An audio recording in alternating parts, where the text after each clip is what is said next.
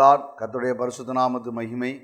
ஆண்டவர் அன்சருமாக இருக்கிற இயேசு கிறிஸ்துவின் நாமத்தினால் ஆஸ்வதிக்கப்பட்டதான வார்த்தையில் ஜீவனுள்ளவரே, என்ற செய்தி வேளையில் உங்களை சந்திப்பதில் மிகுந்த சந்தோஷம். தேவன் உங்களை ஆஸ்வதிப்பாராக. உங்களுக்காக தொடர்ந்து ஜெபிக்கிறோம். நீங்களும் ஒழித்திற்காக ஜெபித்து கொள்ளுங்க. கர்த்தர் உங்களை ஆஸ்வதிப்பார். உங்களுடைய ஜெப குறிப்புகள் என்ன நாள் நீங்கள் எங்களுக்கு தெரியப்படுத்தலாம். மொபைல் அட்டன் பண்ண முடியாத சூழ்நிலைகள் இருக்குமானால் இந்த 1155 அந்த நம்பருக்கு வாட்ஸ்அப்பில் ஜெப குறிப்புகளை அனுப்பி வைங்க. உங்களுக்காக தொடர்ந்து ஜெபிக்கிறோம். தேவன் உங்களை ஆஸ்வதிப்பார். ஆமென். அல்லேலூயா. கர்த்தருக்கே மகிமையும் கனமும் துதியும் உண்டாவதாக. நாம் தியானித்து வருகிறதான கர்த்தருடைய வார்த்தை என்ன? இந்த புதிய வருடத்தில் அதுபோல நீங்கள் துக்கமடைந்திருக்கிறீர்கள் என்றும் உங்களுடைய துக்கம் சந்தோஷமாய் மாற தேவன் திரும்பியும் உங்களை காண்பார் என்றும், அப்பொழுது உங்கள் இருதயம் சந்தோஷப்படும் என்றும், அந்த சந்தோஷத்தை ஒருவனும் இடத்திலிருந்து எடுத்து போட மாட்டான் என்று சொல்லி நம்ம என்ன செய்கிறோம் பார்த்து வரோம். தேவனுக்கு மகிமை உண்டாகட்டும். அந்த தொடர்ச்சியாக தேவன் கொடுக்கிற சந்தோஷம் என்ன? வாசித்து பாருங்க. ஆதியாகமம் 43வது அதிகாரம் பாருங்க, 34வது வசனத்தையும் பாருங்க. ஆதியாகமம் 43:34. அவன் தன் முன் வைக்கப்பட்டிருந்த போஜனத்தில் அவர்களுக்கு பங்கிட்டு அனுப்பினான். அவர்கள் எல்லாருடைய பங்குகளை பார்க்கலும் பென்யமீனுடைய பங்கு 5 மடங்கு அதிகமாக இருந்தது. அவர்கள் பானம் பண்ணி அவனுடனே சந்தோஷமாக இருந்தார்கள். அல்லேலூயா. ஜெபிப்போம். பரிசுத்தமும் கிருபை நிறைந்த எங்கள் அன்பின் பரலோக பிதாவே, இயேசுவின் நாமத்தினாலே உம்மை ஸ்தோத்திரிக்கிறோம். நீர் எங்களுக்கு கொடுக்கிற சந்தோஷம் உம்முடைய பங்கில் இருக்கிறது. அந்த பங்கை பெற்றுக்கொள்ள தேவன் நீர் எங்களுக்கு கிருபை செய்ய வேண்டுமாறு நாங்கள் ஜெபிக்கிறோம். அற்புதர், அதிசயமானவர், எங்களுக்கு உம்முடைய ராஜ பங்கை நீங்கள் எங்களுக்கு தாங்க. வசனத்தை கேட்கிற பிள்ளைகளுடைய இதயத்தில் கிரியை செய்யட்டும். அடிமைத்தனங்கள், குறைவுகள், தரித்திரங்கள், ஆண்டவரே, பிசாசுக்கு, போதை கிரியைகளுக்கு, அசுத்தாவிகளுக்கு, மந்திர சூன்யங்களுக்கு சிக்குண்டு தவிக்கிற குடும்பங்களில் விடுதலையை தாங்கப்பா. அற்புதத்தை செய்யும். உடைய வார்த்தையை தெரிவிங்க. வார்த்தை இருதயத்தில் எழுதப்படட்டும். மகிமைக்கான துதி எல்லாம் இயேசுக்கே செலுத்துகிறோம். இயேசு கிறிஸ்துவின் நாமத்தினால் வேண்டி ஜெபிக்கிறோம் ஜீவனுள்ள நல்ல பிதாவே. ஆமென். அல்லேலூயா. Praise the lord. கர்த்தருக்கு ஸ்தோத்திரம். இங்கே நாம் வாசித்ததான அதிகாரம் என்ன? அன்றைக்கு அடிமையாய் கொண்டு போகப்பட்ட ஒரு யோசேப்பை தேவனாகிய கர்த்தர் அந்த அடிமையின் நுகத்தில் இருந்த அந்த யோசேப்பை எகிப்து தேசத்தில் ராஜாவாக மாற்றினார். அங்கே தன்னுடைய சகோதரர்களை அவன் கண்டான். அவன் கண்டபோது சகோதரர்களுக்கு தன்னுடைய ராஜ பங்கிலிருந்து அவங்களுக்கு என்ன கொடுத்தான்? தன்னுடைய ராஜ போஜனத்திலிருந்து அவங்களுக்கு பங்கிட்டு கொடுத்தான். அது மட்டுமில்லை, வேறும் சொல்லுகிறது, அவங்களுக்கு விலையேறப்பட்டவர்களை கொடுத்தான். இன்னும் எழுதப்பட்டிருக்கிறது, முழு குடும்பத்தையும் பஞ்சத்திலும் தரித்திரத்திலும் கஷ்டப்பட்டு கொண்டிருந்த அந்த யாக்கோபையும் அவனுடைய சந்ததி அனைத்தையும் கானானிலிருந்து கொண்டு வந்து எகிப்து தேசத்தில் அவங்களுக்கு விசேஷித்த ஒரு இடத்தை, செழிப்புள்ள இடத்தை கொடுத்து அவங்களுக்கு விசேஷித்த பங்கை அவனுக்கு என்ன செய்தான்? கொடுத்தான். இந்த பங்கு இந்த யாக்கோபுக்கும் அவனுடைய சந்ததிக்கும், குடும்பத்துக்கு, சகோதரர்களுக்கு கிடைச்சதுக்கு காரணம் என்ன? ஏன் இந்த ராஜா அவங்களுக்கு இந்த பங்கை கொடுத்தார்? அதே போல நீங்களும் நானும் ராஜாவிடத்திலிருந்து பங்கை என்ன செய்ய வேண்டும்? பெற்றுக்கொள்ள வேண்டும் என்று சொல்லி என்ன செய்கிறோம்? பார்த்து வருகிறோம். கர்த்தருக்கு மகிமை உண்டாகட்டும். ஏனென்றால் அவர்கள் அந்த பங்கை அனுபவித்த போது பானம் பண்ணி அவருடனே எப்படி இருந்தார்கள்? சந்தோஷமாக இருந்தார். இந்த சந்தோஷத்தை ஒருவனும் இடத்திலிருந்து என்ன செய்ய மாட்டான்? எடுத்து போட மாட்டான். ஏனென்றால் இந்த சந்தோஷத்தை கொடுத்தது ராஜா. இந்த சந்தோஷத்தை கொடுத்தது ஆளுகை செய்கிறவர். இந்த சந்தோஷத்தை கொடுத்தது அதிகாரம் உள்ளவர். சகலத்தையும் தன்னுடைய பாரத்திற்கு கீழ்ப்படுத்தியிருக்கிறவர். அவர் ராஜாதி ராஜா, சர்வ வல்லமையுள்ளவர். அவர் சொல்ல ஆகும், அவர் கட்டளையிட நிற்கும். இந்த ராஜா உங்களுக்கு எனக்கும் பங்கு சுதந்திரத்தை என்ன செய்கிறார்? கொடுக்கிறார். இந்த சந்தோஷத்தை யாராலும் நம்மகிட்ட இருந்து என்ன செய்ய முடியாது? அபகரிக்க முடியாது. இன்னைக்கு அபகரிக்கிறதற்கு எத்தனையோ கிரியைகளை செய்து கொண்டிருக்கலாம். உங்களுக்கு கொடுக்கப்பட்ட சுதந்திரத்தில் பங்கிலிருந்து ஏன்னு சொல்றது, வானங்கள் கர்த்தருடையவைகள், பூமியையோ கர்த்தர் என்ன செய்தார்? மனுத்தருக்கு கொடுத்தார். இன்னைக்கு அவங்களுடைய தாய் தகப்பன் மாறும் அந்த வழி மரபில் உங்களுக்கு கொடுக்கப்பட்ட சொத்து மேலே இன்னைக்கு கேஸ் போட்டிருக்கிறாங்களா? அபகரிக்கிறாங்களா? பிடுங்கிட்டாங்கன்னு நினைக்கிறீங்களா? கள்ளப்பத்திரம் போட்டாங்கன்னு நினைக்கிறீங்களா? ஜெபம் பண்ணுங்க. ஆமாம். வேறன்னு சொல்லுகிறது, பூர்வ எல்லைக்குரிய நீ என்ன செய்யாதே, மாற்றாதே. நீ தான் விற்கக்கூடாது. யார் உங்ககிட்ட இருந்து அபகரித்திருந்தாலும் ஆண்டவர் அந்த குடும்பத்தில் கிரியை செய்வார். அந்த நபர்களுக்குள்ளே கிரியை செய்வார். உங்களிடத்துலேருந்து வாங்கி கொண்டு போன நகைகள், உங்களிடத்துலேருந்து வாங்கி கொண்டு போன பணங்கள் எல்லாம் உங்களுக்கு திரும்ப வர ஆண்டவர் கிரியைகளை வெளிப்படுத்துவார். நீங்கள் செய்ய வேண்டியது என்ன தெரியுமா? ஜெபம். ஆண்டவரே, நீங்கள் கொடுத்ததப்பா, நீங்கள் கொடுத்ததை என்கிட்ட என்ன செஞ்சிட்டாங்க? கொண்டுட்டு போயிட்டாங்க. ஆமேன் ஆமேன். ஆண்டவரே கர்த்தருக்கு ஸ்தோத்திரம். அதை நினைத்து நல்லா என்ன செய்யுங்க, ஜெபம் பண்ணுங்க. வியாதியின் மூலமாகவோ அது தரித்திரத்தின் மூலமாகவோ நஷ்டங்கள் இழப்புகளை கொண்டு வந்து உங்கள்கிட்ட இருந்து அபகரித்திருக்கலாம். எப்படிலாம் உங்கள்கிட்ட இருந்து போச்சோ அந்த பல மடங்கு உங்களுக்கு என்ன செய்வார், திரும்ப தருவார். யோபின் இடத்துலேருந்து எல்லாம் கொண்டு போகப்பட்டது. வேறும் சொல்லுகிறது அவனுக்கு 2 மடங்கு கர்த்தர் என்ன செய்தாராம், திரும்ப கொடுத்தான். அதே போல் இந்த 24லேயும் பல மடங்கு நீங்கள் அதை என்ன செய்ய போகிறீங்க, திரும்ப பெற்றுக்கொள்ள போகிறீங்க. ஆண்டவர் தன்னுடைய மகிமை வெளிப்படுத்துவார், தன்னுடைய வல்லமை வெளிப்படுத்துவார். கர்த்தருக்கு ஸ்தோத்திரம், கர்த்தருக்கு மகிமை உண்டாகட்டும். நீங்கள் தேவ வசனத்துக்கு செவி கொடுத்து பாருங்க. இன்றைக்கு நாம் இந்த ராஜாவினிடத்திலிருந்து பங்கை பெற்றுக்கொள்ள என்ன செய்ய வேண்டும் என்று இந்த மாதம் முழுவதும் பார்த்துட்டு இருக்கிறோம். கர்த்தருடைய கிருபையினால் கடைசி வாரத்தில் என்ன செஞ்சிட்டோம், வந்துட்டோம். கர்த்தருக்கு மகிமை. நாம் இன்றைக்கு பார்க்க போகக்கூடியதான ஒரு பங்கு என்ன, வாசித்து பாருங்க. கர்த்தருக்கு ஸ்தோத்திரம், கர்த்தருக்கு மகிமை உண்டாகட்டும். யோவான் எழுதின நிருபம் 2 யோவான் அப்போஸ்தலன் எழுதின நிருபத்தில் 2 யோவான் வாசித்து பாருங்க. கர்த்தருக்கு ஸ்தோத்திரம். Praise the lord. 10வது வசனத்திலிருந்து பாருங்க. ஒருவன் உங்களிடத்தில் வந்து இந்த உபதேசத்தை கொண்டு வராதிருந்தால் அவனை உங்கள் வீட்டிலே ஏற்றுக்கொள்ளாமலும் அவனுக்கு வாழ்த்துதல் சொல்லாமலும் இருங்கள். அவனுக்கு வாழ்த்துதல் சொல்லுகிறவன் அவனுடைய துர்க்கிரியைகளுக்கும் பங்குள்ளவனாய் இருக்கிறான் என்று வேறும் என்ன செய்கிறது சொல்லு. இன்னைக்கு நீங்களும் நானும் யாரிடத்துல பங்கு பெற வேண்டும் பார்த்திருக்கிறோம். ராஜாவின் இடத்திலிருந்து என்ன செய்யணும், பங்கு பெற வேண்டும். எழுதப்பட்டிருக்கிறது. கர்த்தருக்கு ஸ்தோத்திரம், கர்த்தருக்கு மகிமை. ஒரு உங்களிடத்தில் இந்த உபதேசத்தை கொண்டு வராதிருந்தால், என்ன உபதேசம் வாசிப்போமா? கர்த்தருக்கு மகிமை உண்டாகட்டும், கர்த்தருக்கு ஸ்தோத்திரம். வாசிங்க 7வது வசனத்தை பாருங்க. மாம்சத்தில் வந்த இயேசு கிறிஸ்துவை அறிக்கை பண்ணாத அநேக வஞ்சகர்கள் உலகத்திலே தோன்றியிருக்கிறார்கள். இப்படிப்பட்டவனே வஞ்சகனும் அந்தி கிறிஸ்துவாய் இருக்கிறான். உங்கள் செய்கைகளின் பலனை இழந்து போகாமல் பூரண பலனை பெறும்படிக்கு எச்சரிக்கையாயிருங்கள். கிறிஸ்துவின் உபதேசத்திலே நிலைத்திராமல் மீறி நடக்கிற எவனும் தேவனை உடையவன் அல்ல. கிறிஸ்துவின் உபதேசத்தில் நிலைத்திருக்கிறவன் எவனோ பிதாவையும் குமாரனையும் உடையவனாய் என்ன செய்கிறான், இருக்கிறான். இன்னைக்கு நாங்களும் நீங்களும் தேவனிடத்திலிருந்து பங்கை பெற்றுக்கொள்ள வேண்டுமானால் யாராக இருக்கணும் என்று சொன்னால் வேதம் சொல்கிறது, உபதேசத்தை கேட்கிறவர்களாக இருக்க வேண்டும். இன்றைக்கும் பாரம்பரிய சபைகளிலே ஒரு போஸ்டிங் உண்டு ஊழியக்காரர்களுக்கு. அவர்களுக்கு பேர் என்ன, உபதேசி. அவர்கள் என்ன செய்ய வேண்டும், உபதேசம் பண்ண வேண்டும். இருக்கிற பைபிளில் இருக்கிற வசனத்தை அப்படியே வாசிக்கிறவர்களுக்கு பேர் என்ன பண்ணுங்கிறது கிடையாது, உபதேசம் கிடையாது. பைபிளில் இருக்கிற ஒத்து வாக்கியங்களாக அப்படியே வரிசையாக கைவிட மாட்டார் கைவிட மாட்டார் கைவிட மாட்டார்னு எந்தெந்த வசனம் இருக்கிறதோ அவ்வளத்தையும் எடுத்து உணவோடு ஆசீர்வதிப்பார் ஆசீர்வதிப்பார்னு அவ்வளத்தையும் எடுத்து வாசிக்கிறவங்க பேர் என்ன கிடையாது, போதகர்களுக்கு கிடையாது. அவர்களுக்கு பேர் பிரசங்கியார்கள் கிடையாது. அவர்களுக்கு பேர் உபதேசியார்கள் கிடையாது. இன்றைக்கி அநேகர் அப்படி இருக்கிறாங்க. ஏன்னா எல்லாருக்குமே இன்றைக்கி போதகராக இருக்க விரும்புகிறாங்க. எல்லாருமே இன்றைக்கி யாராக இருக்க விரும்புகிறாங்க. ஆமாம், கர்த்தருக்கு ஸ்தோத்திரம், கர்த்தருக்கு மகிமை. ஆனால் இங்கே எழுதப்பட்டிருக்கிறது, நீங்கள் யாருடைய போதகத்தை கேட்க வேண்டும், யாருடைய உபதேசத்தை கேட்க வேண்டும் என்று எழுதப்பட்டிருக்கிறது. என்ன உபதேசம்? நீங்கள் நினைக்கலாம், ஐயா உபதேசம்னு சொல்லிக்கிட்டே இருக்கிறீங்களே. சேசித விதமாய் சொல்லப்போனால் அந்த பெந்தைகோஸ்தேக்காரங்களுக்கு இதுவே வேலையாக போச்சு, உபதேசம் என்று. இன்றைக்கும் வேதத்திலே சில வேத புத்தகங்கள் அச்சிடப்பட்டிருக்கிறது. அவைகளிலே கருப்பு நிறத்தில் இருக்கிறவைகள் மனுஷனால் சொல்லப்பட்டதென்றும், அதிலே சிவப்பு நிறத்தில் இருக்கிற எழுத்துக்கள் எல்லாம் ஆண்டவரே சொன்னதென்றும் என்ன செய்கிறாங்க, அந்த பாகுபாடுபடுத்தி வேற புஸ்தகத்தை வைத்திருக்கிறாங்க. இது ஆண்டவர் வாயிலிருந்து சொன்ன வார்த்தை என்று நாங்கள் விசுவாசிக்கிறோம். வேற அனைத்தும் ஆதியில் ஆரம்பிக்கப்பட்டிருக்கிறது. ஆதி என்று துவங்கி இருக்கிறது.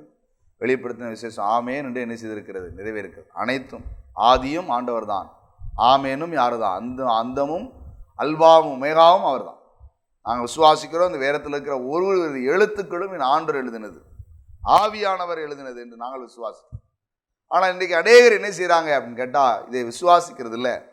மனுஷனால் எழுதப்பட்டது, மனுஷனால் சொல்லப்பட்டது, மனுஷன் அவங்கவுங்க பிரியமானபடி என்ன செய்து கொண்டார்கள், எழுதி கொண்டார்கள்னு நினைக்கிறான். ஏன் அப்படின்னா அவங்களுக்கு உபதேசம் என்ன செய்யாது, பிடிக்காது. உபதேசத்தை இன்னைக்கு பிரசங்கிக்கிறவர்கள் இல்லை, உபதேசம் சொல்லுகிறவர்களும் இல்லை, உபதேசத்தை கேட்கிறதற்கு யாரும் தயாராகவும் என்ன செய்யலை இல்லை. வேதத்தின் மகத்துவங்களை பிரசங்கிக்கிறார்கள். கவனிங்க, வித்தியாசமான புதிய புதிய பாயிண்டுகளை என்ன செய்கிறார்கள், பேசுகிறார்கள். கடந்த நாளிலே ஒரு பிரசங்கத்தை ஒருவர் எனக்கு அனுப்பி வைத்திருந்தார். ஊழியக்காரர்களை குறை சொல்லுகிறதற்கு நான் வரவில்லை, இருந்தாலும் உங்களுக்கு சொல்ல விரும்புகிறேன். ஏனென்றால் அருமையான ராகேல் அவள் தகப்பனுடைய வீட்டிலிருந்து புறப்படும் போது யாக்கோபு திருட்டளவாய் அழைத்து கொண்டு வந்தான். அப்பொழுது அவள் சுமந்து கொண்டு வந்த எடுத்து கொண்டு வந்தாள் என்று வேதத்தில் எழுதப்பட்டிருக்கிறது. எனது ஒரு சொரூபத்தை குறித்து எழுதப்பட்டிருக்கிறது. இதை ஒரு போதகர் ஆயிரக்கணக்கான ஜனங்கள் நடுவில் அவர் பிரசங்கிக்கிறார். அது சொரூபம் அல்ல, அது வாக்குத்தத்தம். அன்றைக்கு அப்படிதான் வாக்குத்தத்தம் இருந்தது. ஒரு சுரூபத்துக்குள் வைத்திருந்தார்கள், ஒரு பானைக்குள் வைத்திருந்தார்கள். அது உள்ளே இருக்கிறத தகப்பன் மரிக்க போகிற தகப்பன் தனக்கப்புறம் யாருக்கு இந்த சொத்து அப்படின்னு எழுதி வச்சுட்டு போயிருப்பார். அதனால் தன்னுடைய தகப்பனுக்குரிய அடுத்து சொத்து சம்பத்தி எல்லாம் யாருக்கு வரணுமோ அவங்க தான் அதை வச்சுக்கிட்டு இருப்பாங்க அப்படின்னு. அதை எடுத்து வாசிக்க மாட்டாங்க, எடுத்து பார்க்க மாட்டாங்க யாருக்குன்னு போட்டிருக்குன்னு. ஏன்னா யாரை கொல்லணும், யாருக்கு இது இருக்கட்டும்னு சொல்லியிருந்தால் அவங்கள கொன்றுவக்கூடாது அப்படிங்கிறதுக்காக அதை எடுத்து பார்க்கறதுக்கு பயப்படுவாங்க. அதனால் இதை அப்படியே காலகாலமாக ஒவ்வொருத்தருக்குள்ளே அப்படி மாற்றி மாற்றி கொடுத்துக்கிட்டே இருப்பாங்க. அதனால் இது சுரூபம் அல்ல, இது விக்கிரகம் அல்ல, இது வாக்குத்தத்தம் என்று என்ன செய்கிறார், பிரசங்கிக்கிறார். இது அன்றைக்கு இருந்த ஜனங்களுக்கு ஒரு வழக்கமாக இருந்ததுன்னு என்ன செய்கிறாங்க, சொல்கிறாங்க. எவ்வளோ வேதனையாக இருக்குது பாருங்கள். பைபிளில் தெளிவாக எழுதப்பட்டிருக்கிறது. அது சொரூபம் என்றும் அதை அவர்கள் நமஸ்கரித்து வணங்கி கொண்டிருந்தார்கள் என்று எழுதப்பட்டிருக்கிறது. ஆனால் இன்னைக்கு ஸ்டார் பிரசங்கியார்களாக ஆடிக்காரில் வருகிறவர்களாகவும் ஆடிக்கொண்டு வருகிறவர்களாகவும் இருந்தால் அவர்களுடைய போதகம் இன்னைக்கு சத்தியமாக இருக்கிறது. ஏனென்றால் அவர்கள் என்ன செய்கிறது இல்லை, உபதேசம் பண்ணுகிறது இல்லை. உபதேசம் என்றால் என்ன தெரியுமா, வேதத்தில் உள்ள சம்பவத்தை சொல்லி உன்னுடைய ஜீவியத்தில் நீ என்ன செய்ய வேண்டும் என்று சொல்லுகிறதுக்கு பேர் தான் என்னது, உபதேசம். அதனால தான் இயேசு கிறிஸ்து எப்பொழுதுமே அவர் போதகம் பண்ணும்போது அவர் உவமையின் மூலமாய் போதகம் பண்ணினார். உன்னுடைய அன்றாட வாழ்க்கையில நீ என்ன செய்ய வேண்டும் என்று, தினம் ஜீவியத்தில் நீ எப்படிலாம் இருக்கணுங்கிறதுக்காக தான் அவர் உவமைகளை பயன்படுத்தினார். ஏனென்றால் மறைவானது இருந்துடக்கூடாது. ஒரு கிறிஸ்தவ வாழ்க்கை, ஒரு கிறிஸ்தவம் என்கிறது சடங்காச்சாரமாக இருக்கக்கூடாது, அன்றைக்கு அவனுடைய வாழ்கிற வாழ்க்கையாக இருக்க வேண்டும் என்று விரும்பினார். ஆனால் இன்றைக்கு போதகங்களும் கிறிஸ்தவருடைய வாழ்க்கையும் எப்படி மாறிவிட்டது பாருங்கள். உபதேசம் இல்லாமல் மாறிவிட்டது. உபதேசம் அணுகிறவர்கள் இல்லை. புதிய புதிய தாட்சுகள், இந்த இதே போல புதிய புதிய தாட்சுகள், நியூ கவனன்ட், கிருபையின் உபதேசம், செழிப்பின் உபதேசம் என்று இன்றைக்கி என்ன செய்து விட்டார்கள், பிரசங்கிக்க ஆரம்பித்து விட்டார்கள். இவர்கள் எல்லாம் சொல்றது என்ன தெரியுமா, கர்த்தர் உன்னை ஆசீர்வதிப்பார், உன்னை மேன்மைப்படுத்துவார், உனக்கு ஜெயம் தருவார், உனக்கு நன்மை கிடைக்கும், ஆமாம் உன் பிள்ளை அப்படி இருக்கும், உன் குடும்பம் அப்படி இருக்கும், எல்லாம் இருக்கும், ஆண்டவர் செய்வார் செய்வார் செய்வார். நீ என்ன செய்ய வேண்டும் என்று என்ன செய்ய மாட்டாங்க, சொல்லவே மாட்டாங்க. ஏன்னா நீ என்ன செய்யணும்னு சொல்லிட்டா அது பழைய ஏற்பாடு, அது நியாயப்பிரமாணம், கிரியையினால் உண்டாகிறது அப்படின்னு சொல்லி என்ன செய்கிறாங்க, ஒரு ஜனங்களை மோசம் போக்குற ஒரு பயங்கரமான காரியத்தை ஜனங்களுக்குள் விதைக்கிறார். இவர்களை குறித்து எழுதப்பட்டிருக்கிறது, உபதேசத்தை சொல்லாத நபர்களுடைய போதகம் அவன் வீட்டுக்குள்ளே வரக்கூடாது. உபதேசத்தை சொல்லாத போதகர்கள் வீட்டுக்குள்ளே வரக்கூடாது. உபதேசத்தை சொல்லாதவர்களோடு நீ ஐக்கியம் கொள்ளக்கூடாது. கர்த்தருக்கு ஸ்தோத்திரம், கர்த்தருக்கு மகிமை உண்டாகட்டும். முதல் பிரசங்கம் புதிய ஏற்பாட்டு காலத்தில், மனம் திரும்புகள், பரலோகராஜ்யம் எங்கே இருக்கிறது, சமீபத்தில். நீ மனம் திரும்பினால் உனக்கு பரலோகராஜ்யம். இதுதாயா போதகம், இதுதான் உபதேசம். இன்னைக்கு உபதேசம் என்ன செய்ய போயிட்டு இல்லாமல் போயிட்டு, நீ மனம் திரும்பி வேண்டாம். நீ திருடலாம், பொய் சொல்லலாம், சினிமா பார்க்கலாம், எத்தனை மனைவி வைத்துக்கலாம், என்ன வேணாலும் பண்ணிக்கலாம், கர்த்தர் ஆசீர்வதிப்பார். நீ ஆராதனைக்கு வா, நீ தசமா கொடு, நீ காணிக்க கொடு, போதும். ஏன்னா இது கிருபை, கிருபையில திரளான மீட்பு இருக்கிறது, கிருபையில திரளான மன்னிப்பு இருக்கிறது. எவ்வளவு குற்றங்கள்லாம் மன்னிக்கப்படும் தெரியுமா அப்படின்னு கிருபைன்னு என்ன செஞ்சிடறாங்க, முடிவிடாங்க. கிருபையை நீ இழந்து போகாதபடிக்கு என்று வேதத்தில் எழுதப்பட்டிருக்கிறதே. அதுக்கு என்ன செய்வ, உபதேசத்தை குறித்து எப்படி இருங்க, காலம் கடைசியா இருக்கிறது ஐயா. இன்னைக்கு தேசம் அனைத்திலும் இப்படிப்பட்ட வார்த்தைகளை சுமந்து கொண்டு அலைகிற போதகங்களும் ஆன்லைன்லையும் டிவிகளிலையும் இன்னைக்கு உங்களுக்கு நெருக்கி கொண்டிருக்கிறது. அவர்கள் சொந்த தனக்கென்று சொந்தமாக ஆரம்பிச்சுட்டாங்க. எல்லாரும் வீட்டுக்குள்ள வந்துருச்சு. அது எழுதப்பட்டிருக்கிறோம், வீட்டுக்குள்ள ஏற்றுக்கொள்ளக்கூடாது, நீ வந்துன்னு சொல்லக்கூடாது. சொன்னால் உனக்கும் அந்த திருக்கிரிகளில் என்ன இருக்கிறதுன்னு அர்த்தம், பங்கு இருக்கிறது என்று அர்த்தம் என்ன சொல்றாங்க ஐயா. நல்ல கவனிங்க, கர்த்தருக்கு ஸ்தோத்திரம்.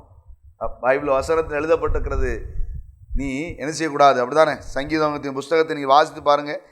கர்த்தருக்கு மகிமை. 14வது சங்கீதம் தானா பாருங்க. 15வது சங்கீதத்தில் எழுதப்பட்டிருக்கிறது, கர்த்தருக்கு ஸ்தோத்திரம், தன் பணத்தை வட்டிக்கு கொடாமலும் என்ன செய்யப்பட்டிருக்கிறது, எழுதப்பட்டிருக்கிறது. இன்னைக்கு போய் ஊழியக்காரங்க எதை போய் திறந்து வைக்கிறாங்க தெரியுமா? சிட் ஃபண்ட் வே ஃபைனான்ஸ் இன்னைக்கு திறந்து வைக்கிறாங்க. நல்ல கவனிங்க. ஏன்னு கேட்டால் வட்டிக்கு கொடாமலுங்கிற வார்த்தை இன்னைக்கு இல்லை. பற்றி அவங்க முந்தி எழுதியிருந்தது வட்டி கடை, அடகு கடைன்னு எழுதியிருந்தது. இப்போ அழுமை அப்படி இல்லை, ஃபைனான்ஸ், சிட் ஃபண்ட் அப்படின்னு புது புது வார்த்தைகள்லாம் இன்றைக்கி பயன்படுத்த ஆரம்பிச்சாச்சு பார்த்தீங்களா? அதனால் இன்றைக்கி போய் ஊழியக்காரங்க போய் அதை என்ன செஞ்சு வைக்கிறாங்க, திறந்து வைக்கிறாங்க. ஏன்? ஆனால் வேதத்தில் போட்டிருக்கு, யார் தேவனுடைய கூடாரத்தில் வாசம் பண்ணுவான், யார் தேவனுடைய பர்வதத்தில் ஏறுவான். வேதத்தில் எழுதப்பட்டிருக்கிறது வட்டிக்கு கொடாமலும் என்று. வட்டி கொடுக்குறவங்க வர முடியாதுன்னு இருக்கு பைபிளில். ஆனால் வட்டிக்கு கொடுக்குறவங்க காணிக்க கொடுக்குறாங்கிறதுனால உபதேசம் இன்னைக்கு இல்லை. ஐயா அம்மா, நீங்கள் நான் இந்த உபதேசத்தை குறித்து எப்படி இருங்க, எச்சரிக்கையா இருங்க. உங்களை ஆசீர்வதிப்பார், உங்களை ஆசீர்வதிப்பார், உங்களை ஆசீர்வதிப்பார். இது சத்தியம்.